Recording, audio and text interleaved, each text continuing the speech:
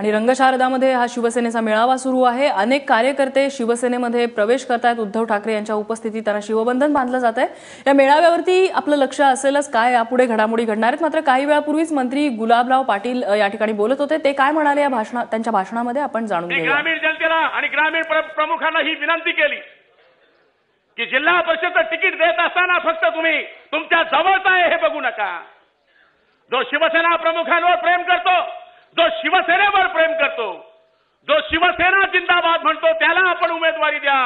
जो तुमचा जिंदाबाद म्हणतो त्याला टाळण्याचा प्रयत्न करा। याचा कारण आजकाल काही ठिकाणी चहापेक्षा केटली गरम आहे आणि आज आमच्यासारख्या सर्वसाधारण माणसाला आपल्याकडनं हीच अपेक्षा आहे की काही ठिकाणी पैशांचा वापर मी निवडणुकीमध्ये सांगितला की नगरपालिकेच्या निवडणुकीमध्ये भयानक पैशाचा वापर झाला, पण आपण साहेब कुठल्याच निवडणुकीमध्ये आला नाहीत।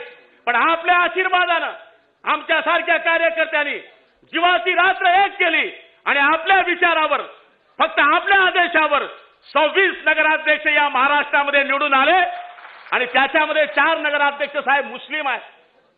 माझ्या नगरपालिकेचा नगराध्यक्ष सुद्धा साहेब मुस्लिम निवडून आला। जिथं 27,000 हिंदू आहे आणि 6,000 मुस्लिम आहे तो निवडून आला। त्यांनी एकच विचार केला की शिवसेनेचा विचार याच्याकरता पटला की बाळासाहेबांचं आणि आपलं म्हणणं एकच आहे की या देशावर जो प्रेम करेल तो हिंदू असू दे मुसलमान असू दे तो आमचा आहे।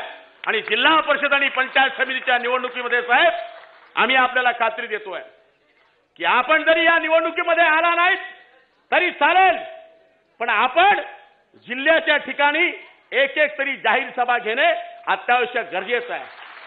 आम्ही तालुक्यावर आपल्याला बोलवणार नाही, आम्ही गल्ली बोळामध्ये आपल्याला बोलवणार नाही, पण आपण आल्यानंतर आमच्यामध्ये डबल ताकद येते, हत्तीचे बळ आमच्या अंगामध्ये येतं। आणि मी जो उभा आहे साहेब, मी पंचायत समिती झेडपी मग आमदार झालो। पहिले 5वी, मग 7वी, मग 10वी आणि आता तुम्ही मला 12वी पास केलं साहेब। त्याच्यामुळे माझ्यासारख्या टपरीवाल्या माणसाला तुम्ही मंत्री केलं। आज मला बरं वाटतं साहेब। जो गुलाबराव टपरीवर बसायचा त्याच्या पुढे एक लाल दिव्याची गाडी, मागे एक लाल दिव्याची गाडी आणि मध्ये बसला गुलाबराव गडी। हे केलं साहेब, तुम्ही केलं साहेब। म्हणून हे असं रसायन आहे की या रसायनाने आम्हाला कुठे केलं हो, कुठे नेलं हो। पण आपल्यामधलेही काही लोक थोडंसं काही झाले की 4 मोबाईल सिस्टीमवर साहेब झोपले, साहेब घरात आहे। अरे तुम्ही नीट तर बोला, चांगलं तर वागा, नाही पाणी चहा देतायत तर कमीत कमी पाणी तर द्या। आल्यावर असं वाटतं जसं काही उधारी मागायला आलाय आपल्या घरी। मेहरबानी करून आपल्याला हात जोडून सांगतो, काम होत नसेल तरी चालेल, पण येणाऱ्या कार्यकर्त्याशी चांगलं बोला, बाकी काही करू नका। मला बोलायला साहेब 1 मिनिट बोलणार आणि संपवणार आहे। पत्रकारांनी विपर्यास करू नये। मी साहेब 99 साली आमदार झालो।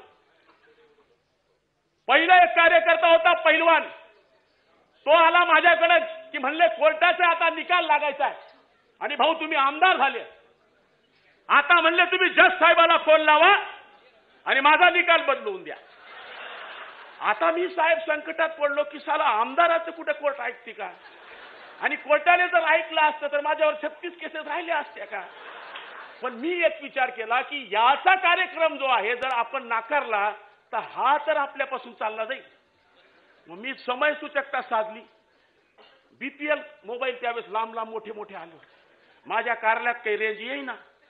मी लावला फोन, जज साहेब म्हणला आमचा माणूस येतोय, निकाल बदलला पाहिजे।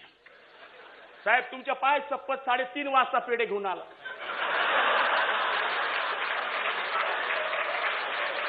भाऊ निकाल लागला म्हणते, कशाला लागणार नाही, आपली हवा आहे तशी। आणि समजून घ्या जर तो निकाल विरुद्ध गेला असता साहेब तर मी ठरवलं होतं, अरे साला वकील कच्चा पडला आपला, त्यावेळेस त्याच्यावर चिडलो असतो बरोबर। त्याला म्हणलं असतं की माझ्या अखत्यारीतली ही बाब नाहीये, चल उठ इथून, तर तो त्याचा निकाल त्याच्या बाजूने गेलाच होता, तो कायमस्वरूपी आपल्यापासून गेला असता। म्हणून जरा सांभाळून बोला ना। होत नाही, कायद्यात बसत नाही। झकमाराला म्हणजे आमदार बनलाय तू, कशाला बनलाय खासदार बनलाय, कशाला तू जिल्हा प्रमुख बनलाय, कमीत कमी ऐक, कमीत कमी ऐक। फोन कर ना यार, फोन कर ना, फोन करण्याने काय मरून जाणार आहे काय, फोन कर।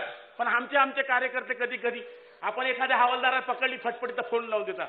वरतून सांगा ना हवालदार साहेब गुलाब पाटील बोलतो लेतून बापशे बोलले, म्हणजे आपलेही लोक कठीण ही परिस्थिती आहे.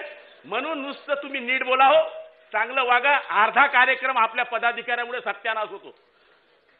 दोन लगेच त्याचे माग असतात. काही काही ते एकटे येतात फटफटीवर, दुसऱ्याला आणत नाही का. गुलाबराव पाटीलच्या समोर आला तर मग याची हवा कमी होती ना. म्हणजे हे आपल्यामध्ये हा कार्यक्रम सिस्टीम आहे. साहेबांना फसवू नका. आपण सगळेजण मिळून आश्वासन द्या. भोळं भाळं काम आहे इकडं.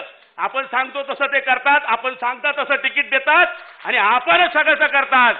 म्हणून आपण चुकीचं सांगणं म्हणजे तुम्हालाही फसवणं आहे आणि संघटनेला फसवणं आहे. जो संघटनेला फसवीत त्यांचा सगळ्यांचा सत्यानाश झाला. एक बी ठिकाण्यावर नाहीये.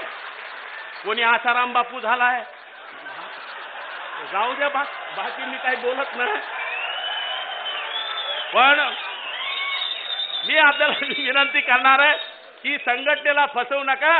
जर संघटनेला फसवलं तर माझ्यासारखे टपरीवाले कधी याच्या पुढे आमदार होणार नाही. म्हणून टपरीवाला आणि सर्वसाधारण माणूस पुढे न्यायचा असेल तर संघटनेची एकनिष्ठ राहा. जिल्हा परिषद पंचायत समितीवर आणि महानगरपालिकेवर झेंडा फडकवण्याकरता सगळेजण एकजुटीने काम करूया आणि सत्यानाश समोरच्यांचा करूया. जय हिंद, जय महाराष्ट्र.